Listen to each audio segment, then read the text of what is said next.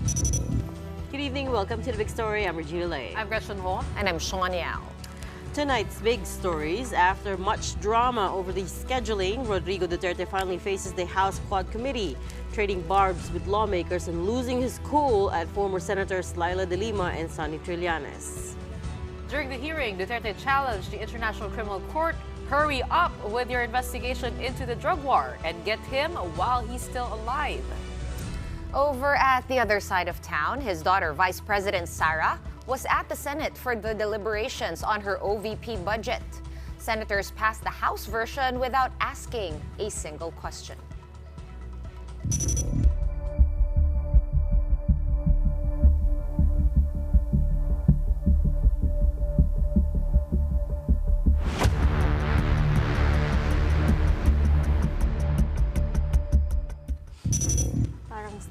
Rapper, no? Duterte in the House, parang song title. We're already about 10 hours into the House Quad Committee hearing, and it's still going. That's pretty impressive considering the decision to reinstate the hearing was only made at 3 a.m. this morning. Well, today, Duterte once again confirmed the drug-related killings, but he says they were only for pushers and manufacturers. He also admitted to giving money and incentives to cops. This version of Duterte was a lot more civil than the one that faced the Senate. But still, he could not or would not hold back at some points. Marian Enriquez with the report. Former President Rodrigo Duterte was flanked by his former cabinet members when he attended his very first House Quad Committee hearing. This hearing was technically cancelled Monday night, but after last-minute huddle, the committee announced very early this morning it will push through after Duterte's camp said he had already flown in all the way from Davao. Any expectation sa Quadcom hearing, sir? Fairness. He took the oath along with his legal counsel, Attorney Martin Delgra, former Labor Secretary Silvestre Bello III, and former presidential spokesperson Salvador Panelo. After which, the committee immediately laid down its rules, respect and no cursing. Pag kayo po ay nagmura sa Quadcom hearing na ito, I will make a point of order on you. Meron po akong batayan na batas sa tinatawag po nating disturbance of proceedings. But alas, just a few minutes into the hearing, a shouting match between Duterte and Quadcom co-chair Caraps Paduano ensued. You know the internal rules. Let the members of this committee finish the question before answering. Nakalimutan ko na yun. Yung rules na yun. Oh, now, I want you. Hindi ako, po. I'm not. Now again, Mr. Chairman. Duterte eventually apologized. I'm not trying to be smart, Alec. I'm sorry if I'm overdoing it. Yeah, it's okay po, Mr. President. No problem po. It's not really, hindi ko sinasadya yan. Opo. I respect I was once a member of Congress. Medyo emotional lang kasi ako basta sa crime na talagang galit ako sa kriminal. But then the temperature started rising again when the panel played videos of the ex-president ordering the drug war killings. If you insist on a drug war, I will kill you. Duterte's seatmate, former Senator Leila de Lima, gave him a sullen glance. Just as Quadcom co-chair Dan Fernandez asked about an article quoting the Department of Justice pertaining to de Lima as the mother of all drug lords. I would like to congratulate them for making this statement. That is a fictitious, bogus allegation against me. I was cleared of all 3 drug cases. I underwent the whole process. Dumaan po ako sa buong proseso kahit mahirap, masakit para sa akin. Kinulong ako ng almost 7 years na hindi na po nila yan mababalikan dahil sa pagkagalit nung pinaka-mastermind nung pag-persecute sa akin. At some point, Duterte made a gesture as if he wanted to punch de Lima after she called out the inconsistency of his testimonies. The former president was then asked about self-confessed Davao Death Squad member Arturo Las Cañas, who said he received orders directly from Duterte as to who to kill and how to dispose of the bodies. Storyteller yan siya. Si Raulo, Medyo bungog ngayon. Another word war ensued when Duterte was asked if he was who Las Cañas referred to as the Lord of all drug lords. Papabili siguro ako ng mga aspirin, gano'n. Pero hindi ako dadating na pagka-presidente, sir, kung gano'n ako. Sir, can you kindly tone down your voice? Oh, yes. Mayor ako, hindi ako dadating ng pagka-presidente kung gano'n ako katurpe. Kayo po yung Lord of all drug lords na sinasabi po ni Arturo Las Cañas. Yun po ang tinatanong ko. Gabriela Partiles Representative Arlene Brosas also seemed to catch Duterte's ire. Tama ba na tawagin po itong Davao model or Davao style, Mr. Chair? I cannot control the semantics. Mr. Chair, yes or no? Davao style. Do not ask me to answer yes or no. You are not an investigator. Mr. Chair, tayo po ay nasa investigasyon kasalukuyan, Yes, Mr. but you Chair. are not an investigator. Why are you asking me to answer Mr. yes Chair, or no? tinatanong ko lang naman. Although he did admit to some drug-related killings when he was mayor of Davao City. Ako, marami. Mga 6 or 7. In one drug den doon sa Davao City, 4 na Chinese, pinatay ko talaga. Ang problema, may tinamaan na 2 yung nagluluto. Pero yung 4 na in-check na talagang pinatay ko. Sinadya ko talagang patpatayin. Marami akong pinatay na pulis sa Davao na kriminal. Magtanong kayo sa Davao, mag-go around. Ano yun? Ako mismo ang talagang humirit. Harap-harapan. Marami akong pinatay na pulis na gago na mag-kidnap, mag-rape, tapos magpatay. Duterte also confirmed a reward system for the police. Recall that former CIDG officer and PCSO General Manager Regina Lay testified that Duterte gave 20,000 to 1 million pesos to cops every drug-related killing. Bigyan ko yan sila ng, okay, I'll give you 20,000. Pag may sobra niyan, magsabi sila, sir, hindi na ubos kasi nahuli ka agad. Sabi ko, inyo na yan. Mr. Chair. Reward. Correct. Very correct. Talagang totoo. At minsan, bigyan ko pa dagdag. The funds, he said, came from excess campaign money when he was running for president. Pero galing sa akin. Hindi na private money. Kasi natanggap ko yan. Ano na ako, nakahawak ko na the money was already when I was in the official na ako. But in accordance with the rule of COMELEC, yung excess money po na ginagamit po natin sa kampanya must be returned back to the COMELEC, Mr. Chair, to the donors, Mr. Maniwala President. Tanungin kita, sinong kandidato nagsauli? Mr. President, you cannot ask question. But Duterte says now that he's retired from politics, he's also quitting the killing sprees. Hindi na ako papatay siya. Retired na ako eh. Kung may kasalanan man ako, ayaw kong pumunta ng impyerno. Pagdasal mo na lang rin ako, sir, kasi alam mo man talaga na Mr. President, trabaho lang yun. Late this afternoon, another staunch critic of Duterte, former Senator Antonio Trillanes, also showed up to the hearing. Recall that he was the one who said transcripts of the Senate's drug war probe that the former president attended have been submitted to the International Criminal Court. For News 5, I'm Marian Enriquez. We are One News. There were also surprise guests at today's Quadcom hearing. Among them, Vice President Sara Duterte, who showed up unannounced. She dropped by the hearing at around 4 this afternoon after attending the Senate deliberations on her office's budget. Before making her appearance at the House inquiry, Vice President Sara said it was her father's personal decision to show up to the Batasan today. As usual, she did not have nice things to say about the House hearings.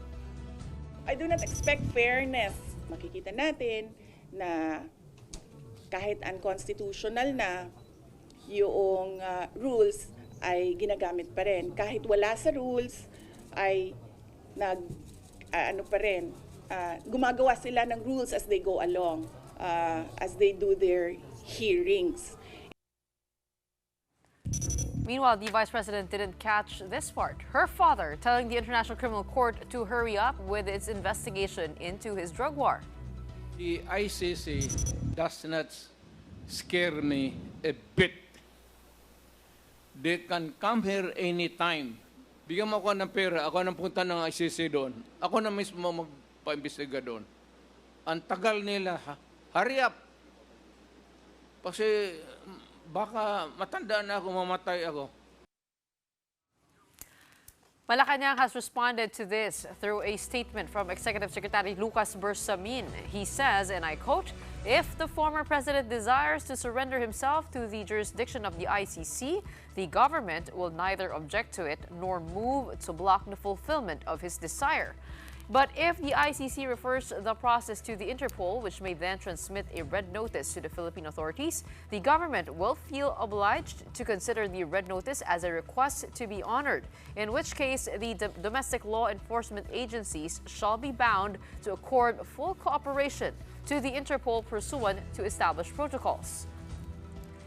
This was echoed by the Department of Justice, whose response read in part, the Secretary has repeatedly said that despite the withdrawal of the Philippines from the Rome Statute, the country remains a member country of the Interpol. Thus, when requests are made by the ICC through the Interpol, Interpol in turn relays such requests to our country, the Philippine government is legally obliged to accord due course to the same by all means.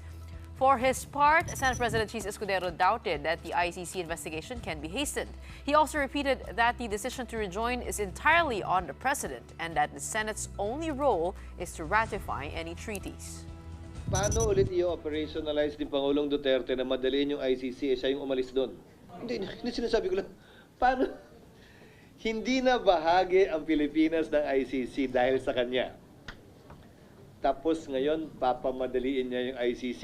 Question dito nga, paano nga, siya nga yung umalis doon, di ba? Kaya nga wala tayo doon dahil sa kanya . So, paano niya ngayon pagsasabihin at papamadaliin yon?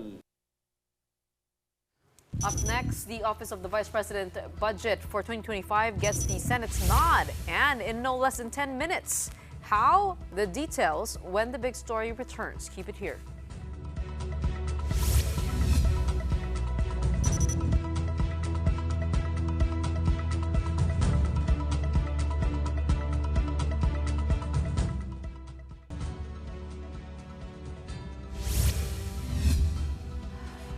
Welcome back. You're still watching the big story here on One News. As we mentioned, Vice President Sara Duterte had come from the Senate headquarters before dropping by the Quad Committee hearing. At the Senate, it took all of 10 minutes to approve her budget for 2025, a stark contrast from her experience at the lower house. Man Los Baños with the big story. Vice President Sara Duterte was all smiles when she greeted senators before the upper chamber's plenary deliberations on her office's budget. And just minutes after the discussion started, Senator Bato de la Rosa, loyal PNP chief to Sara's father Digong, made this motion. I hereby move for the approval of the OVP budget. Another Duterte ally, Senator Bongo, made an appeal to his colleagues to restore the OVP's proposed budget. Recall that the House of Representatives cut the agency's budget by nearly 1.3 billion pesos and only approved 733 million pesos in OVP funds for 2025 after the Vice President refused to answer questions and eventually boycotted the hearings. Para naman po makapagtrabaho ng maayos ang ating Vice Presidente na parte po ng executive branch of the government. Para naman po meron tayong working Vice President at hindi lang po spare tire. Huwag ho nating pilayan ang gustong magtrabaho. Unlike in the lower chamber where a lot of big questions still hung in the balance, none was asked at the Senate. In less than 10 minutes, the OVP budget was approved by senators in the plenary. In an ambush interview with reporters afterwards, VP Sara did raise concerns about the future of her satellite offices, which were among the biggest expenses in her budget. According to her, about 200 OVP employees could lose their jobs, and this could affect the office's operations. Yes, ma'am. The closure of satellite offices is a possibility depending on the budget. Pagtapon namin ng funding doon sa kanila, merong opisina na sumasalo at gumagamit ng budget, nag-i-implement ng project. Duterte also took another swipe at the House of Representatives. Because it's clearly a political persecution. Nakita ko na nga, ilang beses ko na inulit, no? Last year pa lang, even if approved naman sa left yung budget ng OVP, pagdating namin sa House of Representatives, binanakan kami ng binanakan. Nakita natin, yung budget hearing namin, yung mga tanong hindi naman related sa mga proposals namin ng mga projects, related siya sa confidential funds. So nandun pa rin yung storyline nila na attack sa confidential funds. There has been no indication from the senators that the OVP's budget may be restored to the $2 billion she was asking for initially, but they're willing to discuss this issue further. Once approved by Senate, both versions of the national budget will be reconciled by a bicameral conference committee, but that will happen behind closed doors. Reporting for News 5, Mean Los Baños, we are One News. Well, the fact that the final budget gets reconciled behind closed doors is one of the reasons there are so much unprogrammed appropriations now. And at last night's Senate hearing on PhilHealth's budget, the issue came up again. The chaos began when Senator J.V. Ejercito aired frustration over the 89 billion peso unused funds of PhilHealth that were ordered returned to the National Treasury. Ejercito said he fought for a higher budget to address the large number of Filipinos who can't pay their hospital bills, only for this money to be rerouted. But the way PhilHealth President Manny Ledesma answered him was, to quote Ejercito here, "May pagkapresko and borderline bastos." Take a listen to part of the exchange. I think po, with all due respect, parang wag naman sabihin na wala po kaming ginagawa. Parang mali rin ata to pin the blame fully on me. Why? Kasi again, ulitin ko po, 'di ba?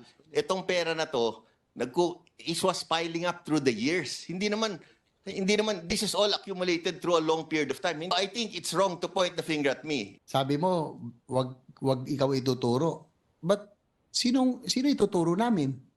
Mr. President, Ba dapat leadership to? May I remind our resource persons, especially since we have suspended the rules, to temper the responses with an iota of humility and perhaps answer correctly the questions being propounded by a member of this chamber, so that we can have a semblance of sincere discussions. News 5 sources even quoted Senator Robin Hood Padilla calling out and cursing Ledesma outside the plenary hall, but in a statement afterwards, Padilla said he was just advising the PhilHealth president.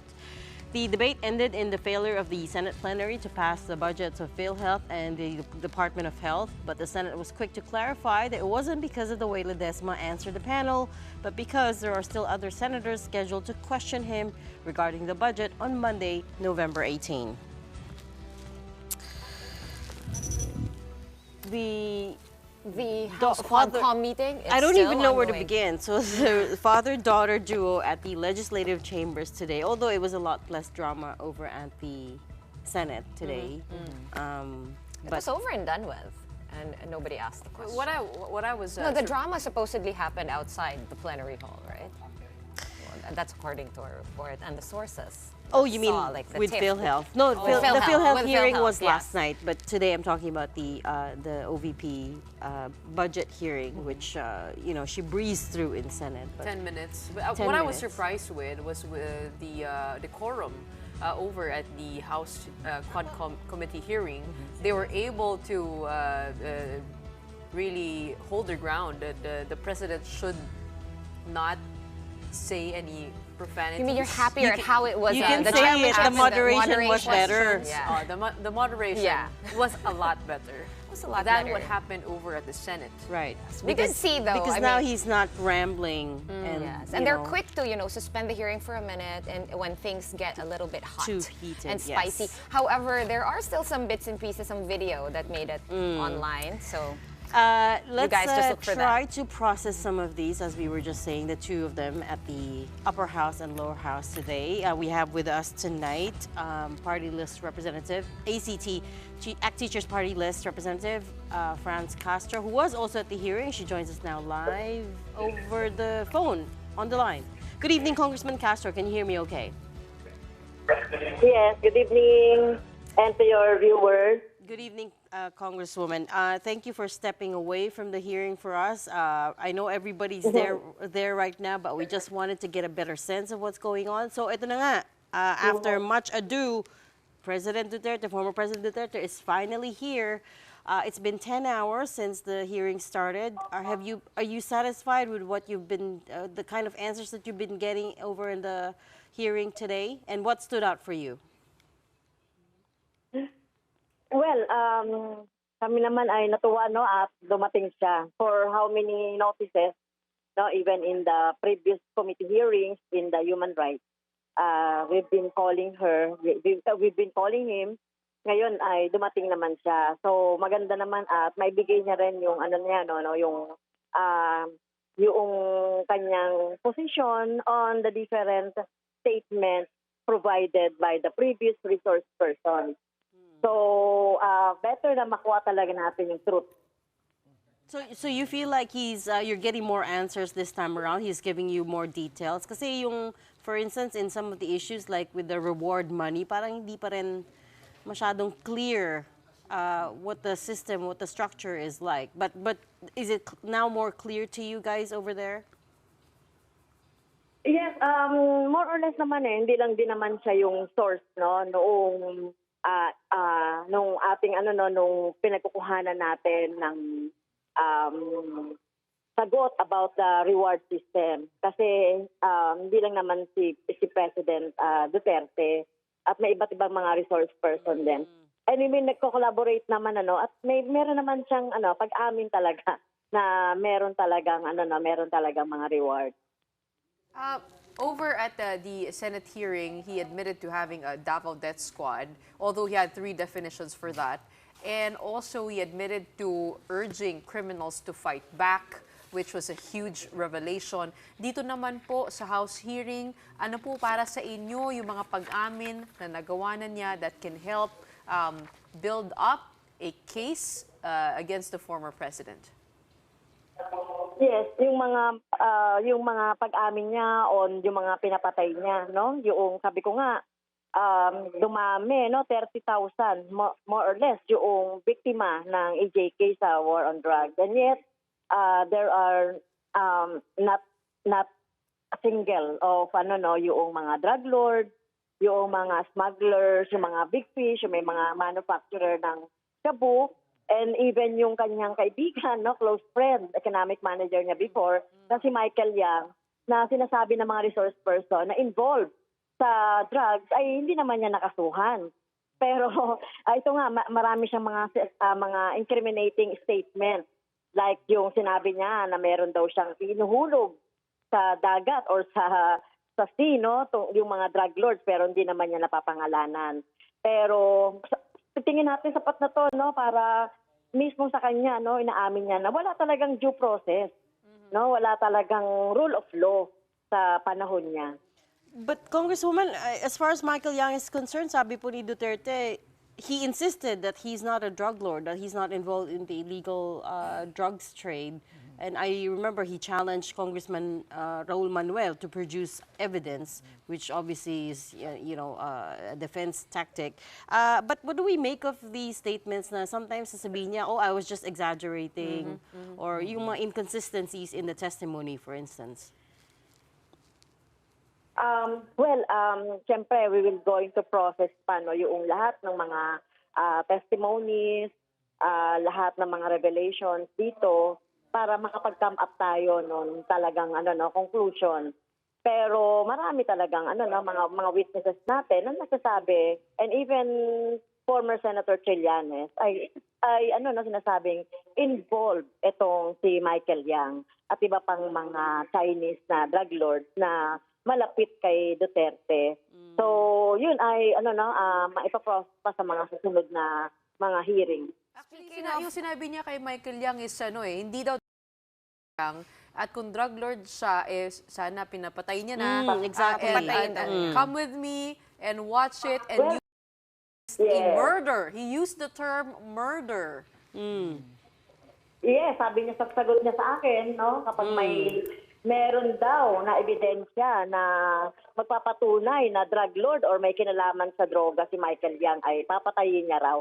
Yun ang sinabi niya. Pero I do not agree naman sa ganitong proseso, di ba? So we believe talaga in rule of law na dapat sundin. Kaya sabi nga natin, no wonder yung ating ganun ang nangyari doon sa ating mga biktima ng EJK na walang mga due process, walang rehabilitation, walang doubt, etc. So ginamitan talaga ng ng force. He says the only reason you suspect Michael Yang is because he's Chinese daw. Is there any truth to that? No, nag-ano ako doon, naglinaw ako doon. Ang tinitignan lang natin, hindi naman tayo against sa Chinese as a whole. Marami naman talaga tayong mga kababayang Chinese din, maayos naman at nakakatulong sa atin. Ito lang siyempre, yung mga sindikato, yung mga kriminal na mga Chinese dito sa ating bansa. Tayo na nga, yung mga involved dito sa droga. Congressman Franz, ang daming nakapansin din na medyo smooth nga yung pagfa-facilitate, yung pagmamoderate sa hearing na ito under the co-chairman of the Quadcom. Pero syempre may moments din, although mabilis mag-suspend kung sino yung may hawak ng gavel, may mga moments of tension din. Ano po ba yung pinag-usapan ng komite kung if ever magyari nga na may ganitong mga tense moments? Did you agree on how the conduct of this hearing, yung mga basic rules? I mean, there's already rules, but even more rules amongst yourselves. Yes, oo. Ayos nga yung conduct ni Chairman Barbers. Lalong-lalo na pag mainit na yung usapan between the resource person at saka yung yung nagtatanong, yung ating mga representative. Maganda yung ma-prevent yung yung init at kapag mag-away pa o mag-physical pa. So, I think yung conduct ng ating chairman, ng aming chairman dito sa Quadcom ay sinusuportahan naman ng tao at mga nagka-congratulate nga yung mga tao dito sa ating chairman at saka Quadcom sa ginagawa nating hearing. Congresswoman, matanong ko lang paano nga ba natabis ng upuan si former President Rodrigo Duterte at si former Justice Secretary Laila de Lima? Sinadya ba yan?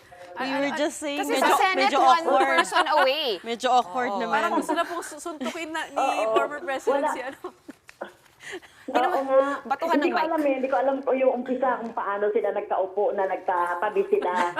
Pero nakita ko kasi yung inambaan kasi ni Mr. Duterte, si De Lima. Kaya binulungan ko nga yung SecGen. Baka pwedeng tanungin kay De Lima kung gusto niyang lumipat. So, okay na mo. Kaya naman niyang i-handle yung mga ganon. Kung natatandaan ninyo, di ba, senator pa siya, nung away si Trillanes saka si Cayetano, siya rin yung nasa gitna. Kong Franz, on Michael Yang, paminsan-minsan throughout the hearing, sumusulpot yung kanyang pangalan, whether yung issue is sa EJK, yung issue is sa illegal drugs or sa POGOs. Yeah. So, ang tanong ko is, do you think, based on, so far, nasa 11th Quadcom hearing tayo, plus that one Senate hearing, do you think you have enough to actually file an actual case with evidence against Michael Yang? Yes, yan ay ipaprocess ng DOJ, katulad din ng ginagawa nila ngayon kay yung iba pang mga mga police, yung mga colonel na involved dito sa EJK. So hindi kasi kami yung magpa-file. Pwede kami mag-recommend, at ibigay yung mga nag-gather naming mga evidence. Hey, Congresswoman, can you help us understand why up to now there have been no cases. Am I correct? Kasi si former President, kanina pa niya sinasabi, file a case in court and I will do the same admissions over there. Bakit po walang kaso? And even si nakahain? Regina Garma, Oo. she was able to leave because there's no case against her. Oo. Mukhang malakas ang loob niya, no? Kasi nung panahon niya, nakita naman natin meron talaga siyang kautusan sa mga kapulisan na yung mga evidence no, hindi pwedeng ibigay sa mga nangihingi. Meron siyang ganun na utos sa pulis, sa mga kapulisan. Kaya parang malakas ang loob niya na walang makikitang ebidensya. Pero kaya kami nga mas pinipili natin na iakyat sa ICC. Dahil sa ICC kasi sila yung tinitignan dito yung most responsible doon sa crime against humanity. Congresswoman? So, tingin natin pa-process yan ng DOJ. Okay. Pero Congresswoman, may point rin kasi yung dating presidente, siya na mismo nagsabi, I believe this was to the Senate. Sabi niya, magti 3 years na, wala pa rin nagpa-file ng kaso, which I thought was a pretty good point. Oo nga naman, hindi na siya in power. Yes, oo. So what do you think was the reason or is the reason behind the delay in the filing of cases nga against the former president? Yeah, so kagaya na sinabi ko, no, yung mga kapulisan, no, nakita naman natin hawak niya noong mga panahon na yon, yung mga evidence, di natin alam kung ano kasi hindi nga ibinigay yan sa mga biktima, no, kaya talagang nahihirapan talaga na mag-file. Pero kung matapos talaga itong Quadcom hearing na ito at merong mga recommendation like yung mga police na i-open lahat ng mga evidences, no, na magpapatunay whether kay Duterte man yan, yung mga police at iba pang mga sangkot and accountable, ay baka maano na yan later on kapag tapos na ng siguro hearings ng mga Quadcom. Yeah. Congresswoman, lastly, let me jump over to one more issue. We ran the story of the OVP budget being approved in Senate today in less than 10 minutes. But it has to go through a BICAMPA, as will the overall national budget, right? The Cagayan bloc is asking that the BICAM talks be open to the public. Talk us through why that's important. Yes, we filed a bill, no, to make it open because in the past years, kasi may mga supposedly kapag nag-BICAM, yung sanang hindi nagtutugma ng mga provisions sa two houses, no, dapat yun lang yung ginagalaw. Pero ang nagiging problema natin, yung mga amount ginagalaw kahit na-approve na sa House of Representatives, pagdating sa bicameral, talagang parang in-overhaul nila, no, yung budget, including the amount. At saka nagdadagdag, bawas sila noong mga items. So, which is unconstitutional. Kaya dapat ay maging maging transparent, open to the public para alam natin, no, yung mga na-approve sa Kongreso dito sa House of Representatives at Senate, no, at hindi dapat ito nadadagdagan at binabawasan. So, gusto natin makita rin ng public para maging more transparent yung budget natin. May suporta yung bill? May suporta po ba yung bill? That's actually where the unprogrammed appropriations happened. But how confident are you that this bill will pass before we approve the 2025 GAA?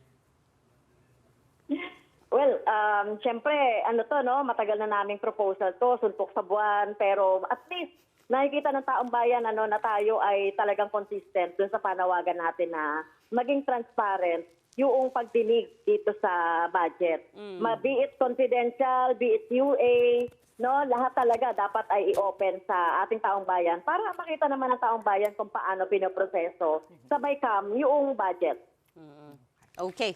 We will have to leave that there and let you get back to the hearing. Thank you so much for your time tonight. That was ACT Teachers Party List Congresswoman Castro.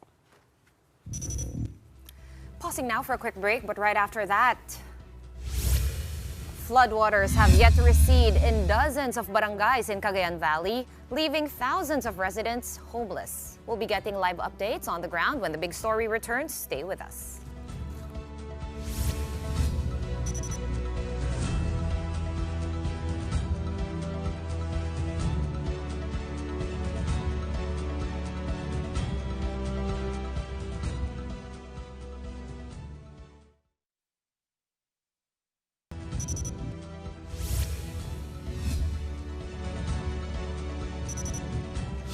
Welcome back to watching the big story here on One News.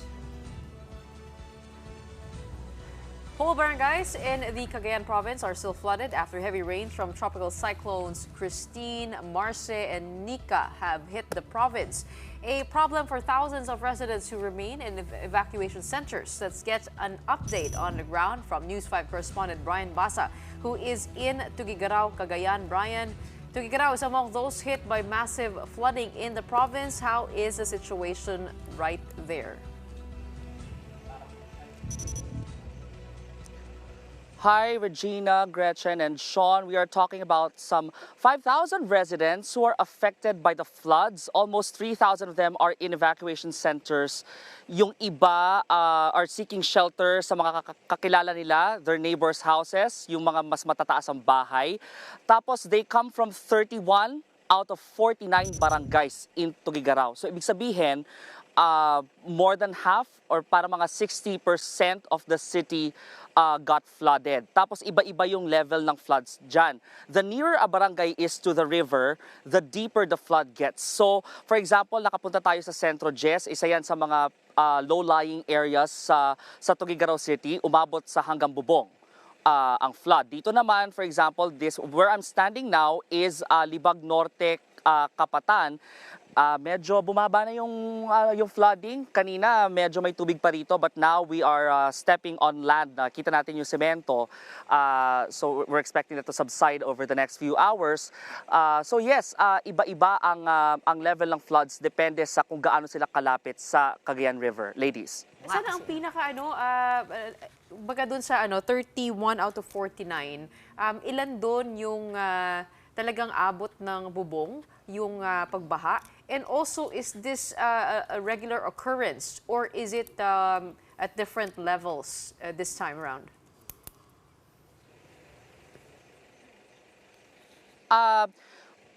There are parang mas marami Reg yung malapit sa river because this whole region, the Cagayan Valley, it's actually a catch basin.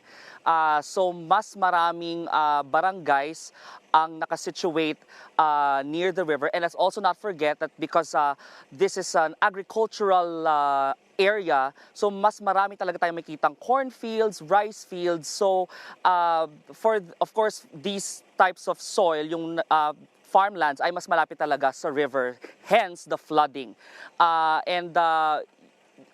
Again, yun nga, dahil nga mas malapit sa river, mas malalim yung flooding. And yes, it is a regular occurrence. Lalo't being a catch basin, it's catching all the water, Cagayan Valley and in effect, Tuguegarao City. It's catching the waters from higher areas in the Cordillera region. So, for example, pag umulan sa bandang gitna, sa mga mountainous areas natin, sa Northern Luzon, pwede yung bumaba sa Cagayan. Also, Isabela, actually. We have heard, di ba, over the past few days and over the past few weeks na tinamaan ng bagyo ang Isabela. So yung tubig doon, bumababa yan sa Cagayan River, and that causes the flooding. Also, we have Magat Dam, which also releases water every time there is a storm, which causes more rains and therefore more water. Ladies. Oo nga, Cagayan Valley nga naman talaga siya. So, of course, we know usual pathway rin yan ng bagyo. Ngayon, ito nga yung tinitignan ko 5 bagyo in 5 straight weeks. Brian, yung OFEL, nagbabadya na. Ano yung preparations now? And I understand, baha pa. So, talagang we can expect na inundated and saturated pa yung ground. And then they will expect siguro more floods. And this one has a landfall forecast as well. What are the early preps happening? No? Kasi baha nga, tapos magpa-prepare ka for another bagyo, sunod-sunod na. And give us a sense of paano yung preparations dyan? Magulo ba? Yung very organized ba? That's right. The expectation, if we are to follow logic, since they have evacuated the residents, since they have evacuated nitong Typhoon Nika, and because of the, para maiwasan itong flooding, the expectation is dapat hindi sila uuwi rito, no, kahit mag-subside yung flooding because there is Typhoon Ophel that is about to hit northern Luzon. Although kanina kasi nakakita tayo ng ilang residente who check the areas, yung mga bahay nila, mga if there are entrepreneurs, yung mga negosyante, they're checking yung mga pwesto nila sa palengke. The expectation is balik pa rin sila sa evacuation center because the worst is not yet over. That's why the local government is reiterating. Hindi sila napapagod kahit na they say that they're already tired. They still make it a point to call for residents to evacuate while the weather is fair, to head to safer ground while school is out, while work is off. Kasi di ba nagsuspend si Mayor Myla Tinque, in particular dito sa Tuguegarao City, ng classes and work. And she said this, nagsuspend ng klase at trabaho, hindi para maglakwatsa, no? Not to go to malls and shop or not to go anywhere else, but rather to prepare for the bad or inclement weather that is about to come. So, ang ginagawa nila, nag-iikot pa rin sila sa mga iba't ibang barangay. They're encouraging residents and reminding them, evacuate if you need to evacuate, especially if they know that they are living in low-lying areas. Also, yung preposition supplies, andoon pa rin naman. We have been to the People's Gymnasium. Yun yung para activity center nila. We saw canned goods, rice, as in bigas, no? Water, clothes, lahat naka-pack na yan ready for the residents. Also, our very own Alagang Kapatid Foundation, nagbigay din sila ng pagkain sa mga residente rito. And they will make it a point to reach other towns in Cagayan as well. Ladies. Mukhang nga kailangan na paghandaan at to hold your breath because apart from Ophel, there's also Pepito that is on the way to the Philippine Area of Responsibility. We hope the situation does not get worse, but thank you so much for those updates. Reporting from Tuguegarao, we have News 5's Brian Basa. Okay, before we say goodbye, here's our big picture, or for tonight, it's going to be a big video. There is certainly no love lost between former President Rodrigo Duterte and former Senators Laila de Lima and Antonio Trillanes. So, when the three crossed paths and even sat very near one another in today's Quadcom hearing, things got a little bit heated. This is what we were talking about earlier. Now, first, here's the encounter between the former President and former Senator de Lima. The next to interpolate is Congressman Ernix Junicio. You have 10 minutes. The next to interpolate. Okay. So, now, clarify lang natin yung context. So, in this battle of Duterte versus de Lima, si former President Duterte's, yung fist gesture na yon, yung nakita natin, that came after former Senator Laila de Lima's manifestation about his pronouncement of taking full responsibility for his anti-drug campaign and his apparent refusal to say her name during the proceedings. So, napansin na natin yun. Ayaw rin niya sabihin yung name ni former Senator. No, he insisted that he didn't know who the Commission on Human Rights chair was at that time, which obviously is not believable. So parang, I don't know what game he was trying to play. The queen, ba? Queen of all drug lords. Pero you know what I noticed he accused. Also. He said, thank you for your, Malaking thing yung mga ganyan eh. Because who we just spoke to, Congresswoman Castro, she also never called President Duterte President That's Duterte. right. Don't she name would just them. say, Mr. Naming someone has power. Okay. Okay. There's another one. There's another one. Here's the exchange naman between ito naman, no, between Duterte and former Senator Trillanes.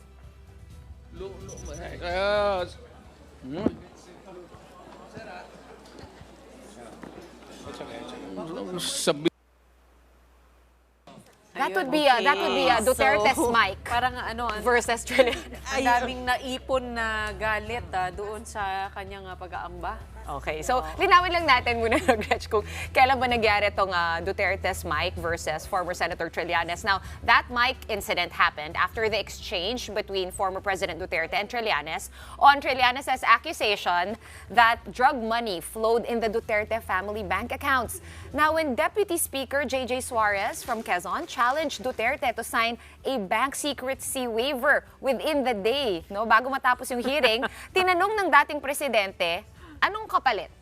sampalin ko siya. So yun na nga yung, that's what's making the headlines now. And also, it was not caught on cam, but apparently Trillanes had said something to Duterte off cam. So we don't know what that is. We don't know what that is. This is before the mic, So you're right, no? You're right, Reg. It was not seen nga, no, in the video. But before former President Duterte held the mic, former Senator Trillanes seemed to have said something to Duterte, which apparently irked him. So here's a different angle of that confrontation, that same confrontation. This one's from Rappler.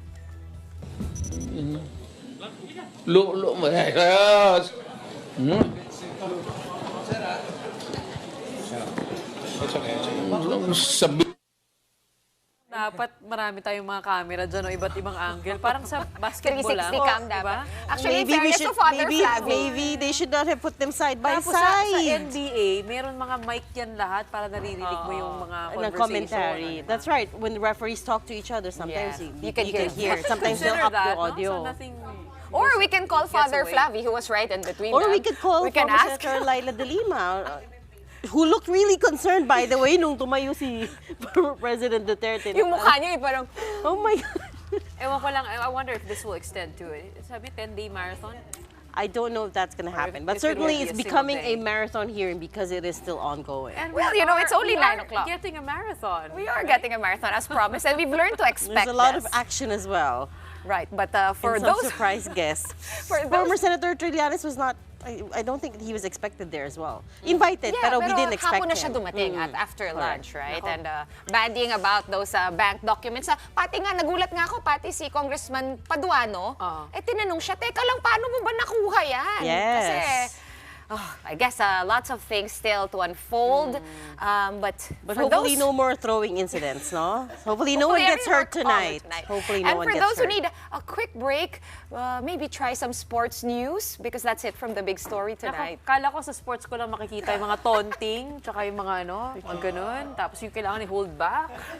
Pero pati sa pati sa house makikita natin yan. But for more action, stay tuned for the next show. In the meantime, we are One News, all sides, all the time. Thanks for tuning in. Have a good night.